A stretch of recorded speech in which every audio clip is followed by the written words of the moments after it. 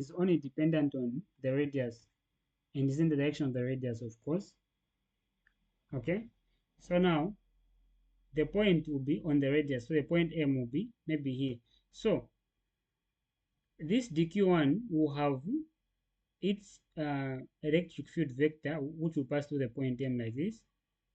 Okay, and this one will be here. So we'll have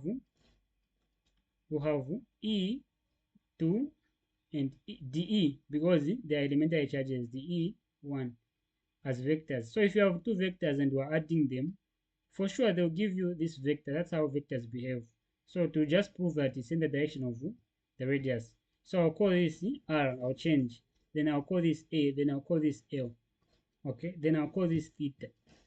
Okay, now for us to find, we already know a direction, so we can now work with magnitudes. dE is equal to dE1 plus dE2 as magnitudes, right?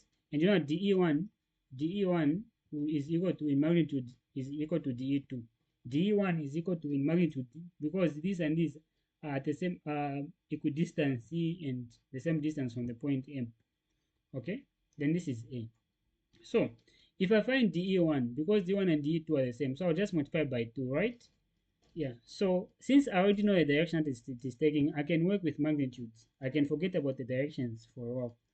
Okay, so now let me calculate dE1. Okay, so for me to find dE1, I know that dE1, the total answer is in this direction. So I'm going to decompose my dE1 into two.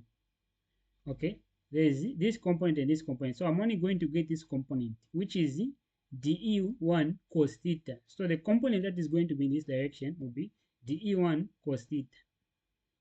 Then I'm going to find dE by the actual method, because dE1 is show electrostatic. So how do you find the show electrostatic here when you have the magnitude given? So the magnitude part only, Mr. Moses, and so we're not going to add the direction. So the answer is the charge dq1 over the constant 4 pi epsilon 0. Then you say r squared, just a squared in our case. Okay, the distance from that charge to the point M. Okay, then since everything has cos theta because of the component, so cos theta. Okay, then where there's dq1, I can now remplace. dq1 is given by, we're talking about line density, so line density multiplied by the line dl, because it's dq1, so it will be dl. Okay, so here is dq1, we're going to have lambda dl over 4 pi epsilon 0, then a squared, then cos theta. Then from here, I have different components. I've got different variables, L, A. So I'll express them as a function of sine and theta, I mean sine, cos. So I'll begin with A. Okay, A. So what is our A? A is here.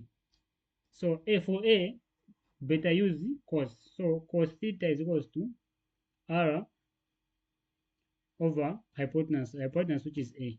So cos theta is equals to adjacent R over the hypotenuse A. So I have to make A the subject formula. So A will be R over cos theta. Now here in my equation I've got A squared. So A squared is going to be R cos theta here, R over R squared over cos squared theta. Okay, as simple as that. Then for dl, before I go to dl, I first have to find L. What is our L? I'll use tan.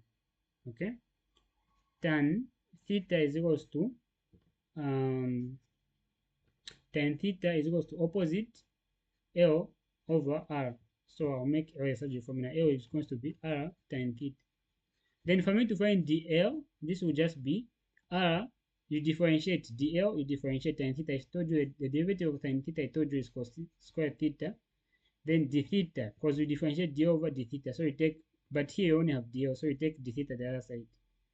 So once you manage to express everything as a function of cos theta, you can now replace it so that your variable only has cos theta in it. Your equation over 4 pi epsilon 0.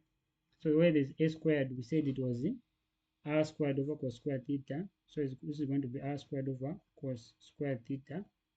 Then where there's dl, we're just from finding it was r over cos squared theta d theta. So r over, so that cos squared theta can come here.